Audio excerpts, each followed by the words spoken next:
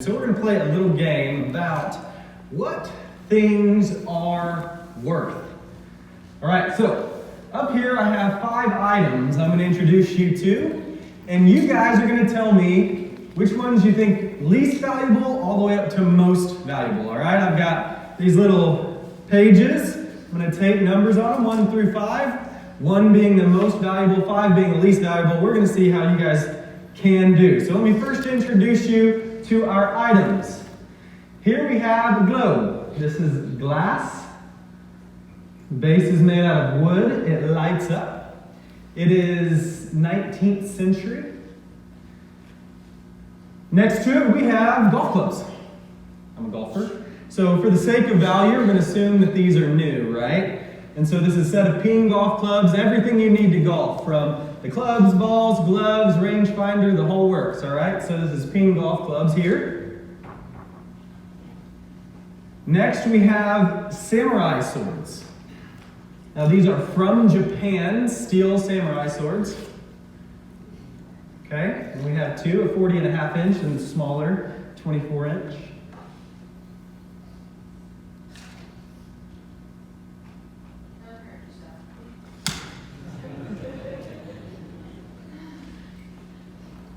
Next, we have a set of pearls. Now, this set of pearls includes 3 sets of earrings, a pearl necklace, and pearl bracelet. Okay? And our final item is a antique study Bible from 1870. It has steel latches, made in leather, and has over 100 paintings on the inside. So, seeing these 5 items, you take your moment, and we are going to value them least valuable to most valuable. You ready for this? Feeling prepared? Think I might have tried to trick you? I would never do something like that. Man. All right, least valuable. I'm going to go by what you guys, just crowd applause, noise. First, somebody point me in the direction. What do we think? Least valuable.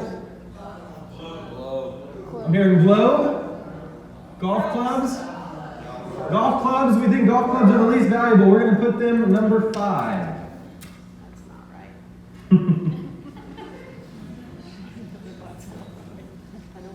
Next, what do we got? Number 4. Swords. I'm hearing a lot of swords. Swords and pearls. Who thinks swords? Raise your hand. Put your hands down. Who thinks pearls? They are real pearls. A lot of hands just went down. We're going to go swords.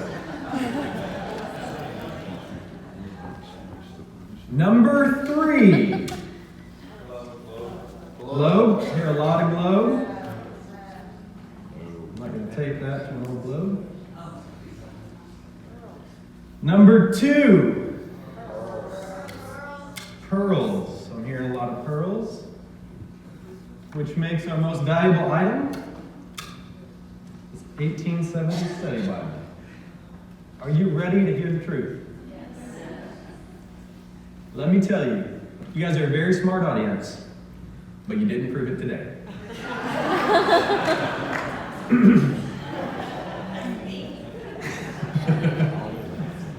The least valuable item, worth $140, are the samurai swords. They are from Japan, and they are Japanese samurai swords. They are steel blades, but they're more of a tourist attraction item than they are anything else. The second least valuable item, at about $350 in value, the Bible. The Bible.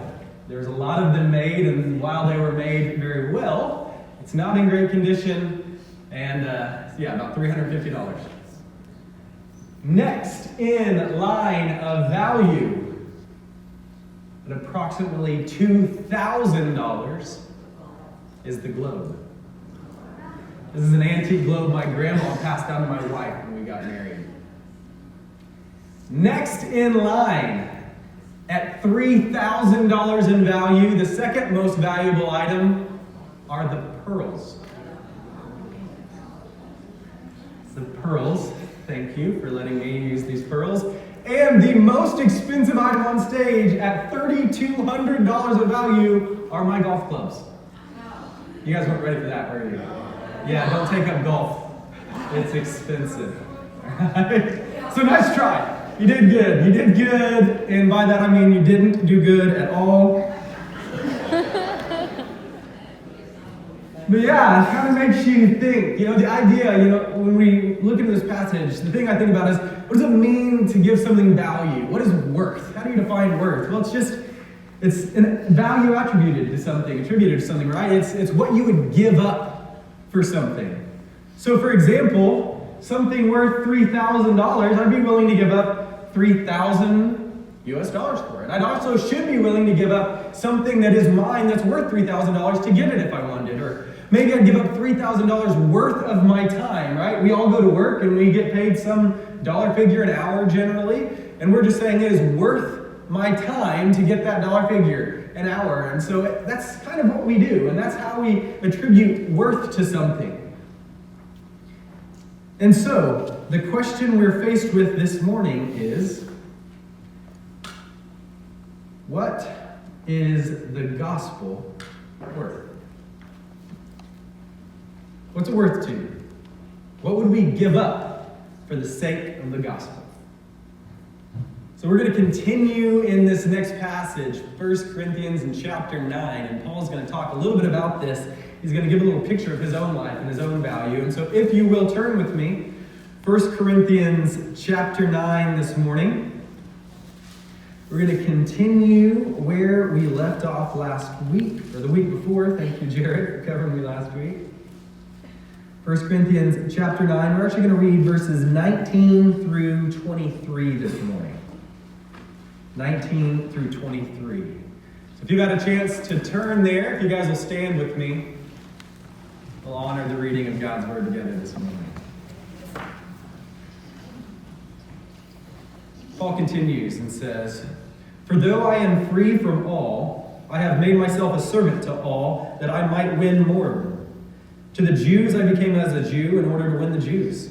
To those under the law I became as one under the law, though not being myself under the law, that I might win those under the law.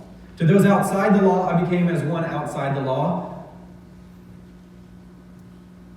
not being outside the law of God, but under the law of Christ, that I might win those outside the law. To the weak I became weak, that I might win the weak. I have become all things to all people, that by all means I might save some. I do it for all, for the sake of the gospel, that I may share with them its blessings." Let's pray. God, it's such an incredible truth that you've given us, the very message that saves, the gospel.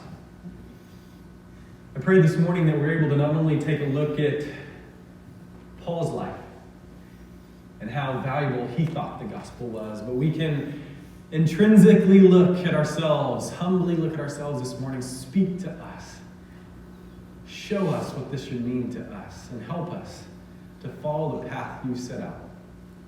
We love you and we praise you. In Jesus' name we pray. Amen. Amen. You can grab a seat.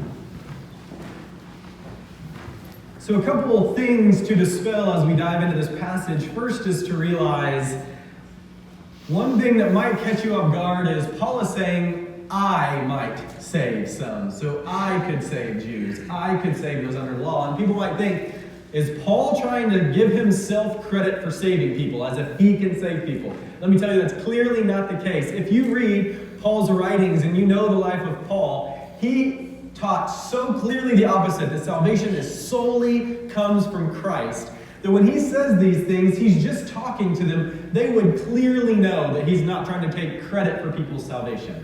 Right? That was such a core doctrine in the truths that he preached that he wouldn't even worry people would misunderstand him. And so just so you know, as we read through these things, Paul's not trying to take credit. Also, this is a type of passage people like to use to justify doing crazy things with crazy people and just say, oh, I was living like them so that I could win them with the gospel. That is also not what he is saying. But let's take a look. Because as we know, before this passage, Paul's really talking about what he was willing to sacrifice for the sake of his ministry, right? We know just from a few weeks ago that Paul talked about that he could have been married but chose not to. He says that he could have received pay and he was worthy as a minister of the gospel to get paid from the Corinthians for the work he was doing in that church and for that church. But he says, I've willingly sacrificed those things, right? And so we see that, and Paul's continuing from there, and he starts talking about how he's lived for the sake of the gospel. And so at first he talks about he lived like a Jew for the sake of the Jews. And we know from Paul's life, he went where they went. Right? He talked with them in their places, and he was even willing to submit to their lifestyle sometimes, their customs, so that he could build relationship with them, and he could win them for the gospel. Now, we see that here, and we'll see it again. He says, as long as it wasn't sin, right? He really talks about, I'm not under the law, and I'm not going to break God's commands, but I would be willing to live with them. He would sacrifice his own preferences here, and how he wanted to live life, and he would go live with these people and do things with these people so that he could build a relationship with them and he could start some conversations with them. We know from his life the things he would do. He'd go into the synagogues when they'd have these open times in the synagogues where people would teach and they'd have this question and answer time, and he'd go in there and he'd ask questions and he'd talk and he'd kind of spur thoughts in people's minds about this truth of Jesus who had just been on earth. It says, to those under the law, I would live as though I was under the law, even though I wasn't. And you may think, wait, the Jews, aren't those the ones who are under the law? And that's true. There are even some people in those days that really submitted significantly their lives to law. They're very all focused on the law. And Paul said that I would even be willing to live that way with those people if that's what I needed to do for the sake of the gospel. If that allowed me the opportunity to reach some with the gospel. I would submit to their expectations of how I should live. He says to those outside the law, I would live as one outside the law, even though I myself am not outside the law of God. Now that could mean a few things. It's probably talking about the people that are non-religious people, right? They don't see themselves under the Mosaic law. And so he would live with them. He would spend time with them, right? He wouldn't go there as this super Christian trying to tell them what they're doing wrong, but he would build relationships with them and meet them where they are at. Now, again, he says, though I'm not outside the law, he says, I am still going to submit to what God's called me to do in my life. I will stop short of sinning before the Lord. But man, I can go submit some of my personal desires and ways of life to go do things with these people. He says, to the weak, I humbled myself and I connected with those people. And why? What was the purpose? Again, he keeps telling us to win them with the gospel, so that he can share in the blessings and they can share in the blessings with him. And he realized this incredible truth, right? He realized the power of the gospel message, and without it, people were hopeless. So he was willing to sacrifice his personal desires. He was willing to sacrifice his preferences on where he would be and the type of people he would hang out with and the type of life he would live and the way that he would worship and the people he would be around. He was willing to sacrifice all his preferences and many of his rights as a minister of the gospel, his rights as a Christian. He was willing to lay those down for the sake of the gospel, reaching the lost. Now we have to ask ourselves, and we need to know, what is the gospel then? What is the gospel message? And you've heard it from me every Sunday I've preached up here. And that is this truth, the truth that Paul so deeply knew because he himself was the enemy of Christ, not only as all sinners are, but actively who was one who was seeking out Christians to beat them, enslave them, to throw them in prison and kill them if he needed to. He saw himself as a sinner, and he didn't realize it until Jesus had come and spoken to him. But here's the gospel truth, the gospel message. It's that each person who has ever lived and who is currently alive has done something wrong in their life. They've messed up. Right? Even if we don't think about the intrinsic sin that has been passed on to us from Adam and Eve, because that can get complicated, guess what? You've still messed up in your life. The Bible calls that sin. It also tells us that not only have all sinned, for all sin have fallen short of the glory of God, Romans 3:23, but Romans 6:23 says the wages of that sin is death. It's saying what you deserve because you've messed up. is death. Now, we all think, oh yeah, we all die. Okay, no big deal. It's not talking about death as earthly body death. It's saying eternal separation from God. That's the death it's referencing. So it starts out really bad news. The gospel, which means good news, starts out with bad news, and that's that. Every person's messed up. And your choices to mess up have separated you from God. That means that you can't know Him, you can't have a relationship with Him, and when you die, you can't be with Him. That is bad news. Because guess what? That means we've all done it. It is even worse because there's nothing you can do to solve it. There's nothing that you can do to make up for your sin. That's bad news. And this is where the gospel comes in. You see, God, who is perfect and loving and gracious and merciful, knew that. And He knew that there was a payment that needed to be paid that no one could pay but Himself, and so He was willing to pay it. So He sent Himself, His Son, Jesus Christ, to earth to live a perfect life, to die on the cross, and He rose from the grave 3 days later because He was the only thing that could solve this sin problem. And so even though we sinned against Him and we were His enemies, Jesus died for us because we couldn't do it on our own. That's right. That's good news. Amen. And it gets even better.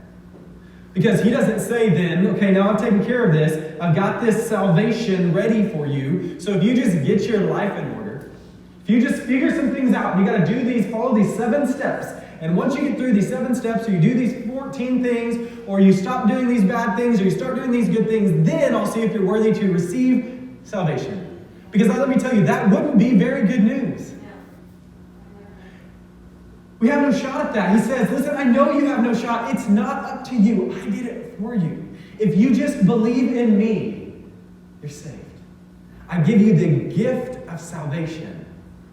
Faith in Christ, Jesus, who He was and what He did for you. That He was greater than all, the Son of God who came to earth, died on the cross and rose from the grave. That He paid the price for your sins. That's the word repent. The Greek word metaneo, I've talked about it here. Change your mind about what saves you. It's not you, it's Jesus. And He says, when you put your faith in me, I give you the gift, something you don't earn, of salvation.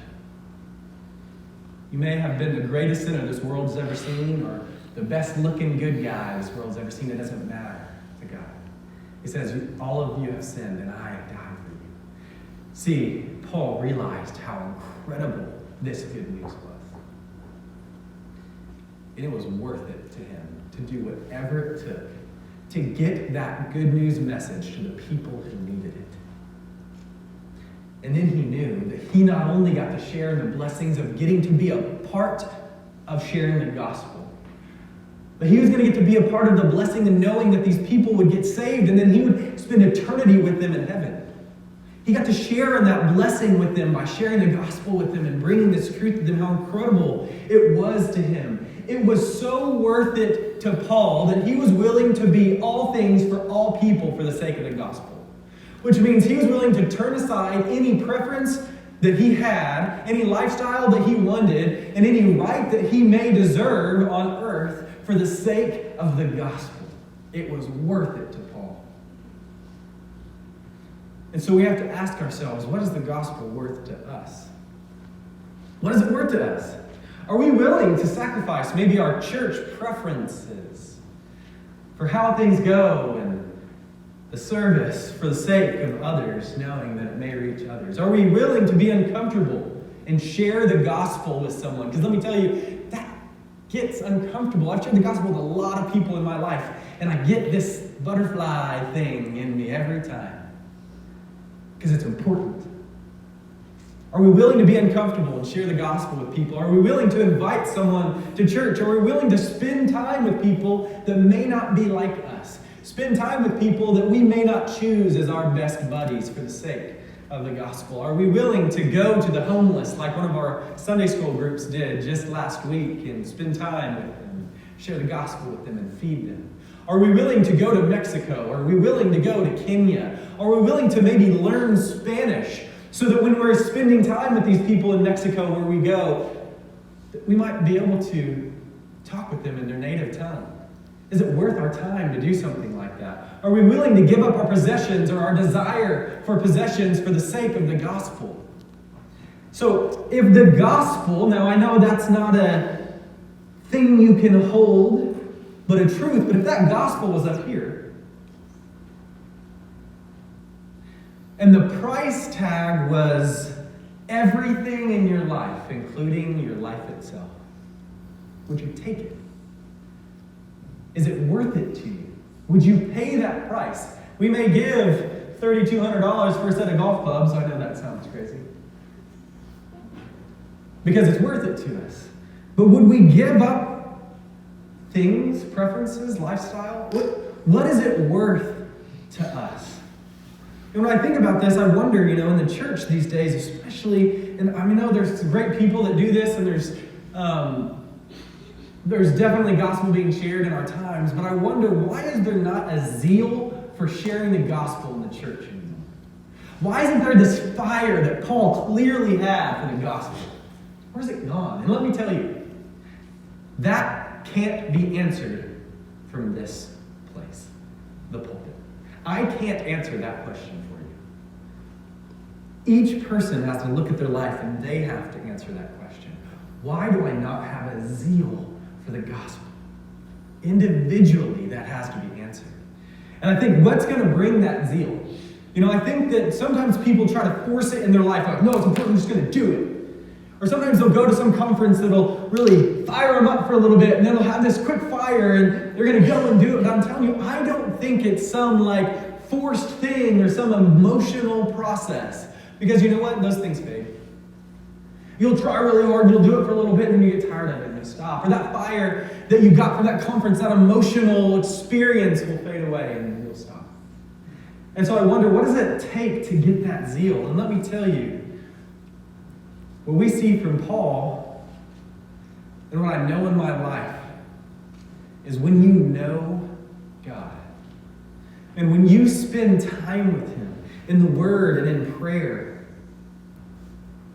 when you see God's heart for people, when you can humble yourself to realize how broken and dirty you were and what God did for you, when you read this book and get to know the God who wrote it, the God who it teaches us about, then you'll realize something. That He has a zeal for the gospel. You'll realize what's at stake. You'll realize that those people that you run into that you might smile and wave at, see, we're Oklahoma, we got this Southern charm thing down, right? I spent a lot of years in Colorado recently, and they don't have that Southern hospitality, so if you wave to someone while you're driving, they'll flip you off thinking that's what you did. But here in Oklahoma, we have this, we just care about everybody. We'll hold the door and we'll wave at you as you go by. On my drive to work every morning, there's always a bunch of people walking their dogs on the road because I live out in the country, and every one of them won't even look. They always just wave when they hear a vehicle go by, because we're Oklahoma and we just wave at everybody. But do we actually care about those people at all? Or do we just want to wave at them, nod, hold the door for them? Do we care about them enough to realize that that person may be somebody that is destined for eternity separated from Christ? Do we care about the gospel? Do we care about people the way God cares about people? Because He has shown us that there's something at stake, that He did something about it. Not long ago, I preached a sermon series called Who's Your One? Do you remember your ones? Are you still trying to reach your ones? Or have maybe you've forgotten or moved on because, hey, that led into Easter and I did my thing. I invited them to church on Easter and now I'm done. Maybe not. I think about my one all the time, looking for opportunities. Man, God could have brought the gospel to the lost world any way He wanted. Do you realize that? He could have spoken from the heavens the truth to all people. He could have sent His angels flying over the earth, spreading the good news. He could have had the rocks and trees cry out. But He purposely chose you and me to be the ones who share the gospel with the lost. He chose that to be His plan A without a plan B. God chose that. And so I have to ask one more time. Knowing what's at stake, knowing the zeal that Paul had, that what he was willing to do and sacrifice, what the gospel meant to him, I have to ask, What is the gospel worth to you? What are you willing to sacrifice? What are you willing to do and be? What preferences can you lay aside? What time in your day and in your week can you give? What does it mean to you knowing that God has saved the lost? They're destined for hell. And the way that he's bringing them to good news is you. What's it worth to you? I pray that as a church, it's worth it to us to do whatever it takes. It's worth it to lay aside our preferences or our comfortable situations and to step out of those comfort zones and do what it takes to reach people with the gospel. Because I'm telling you, that's who I am. And I believe that's who God called us to be. Let's pray.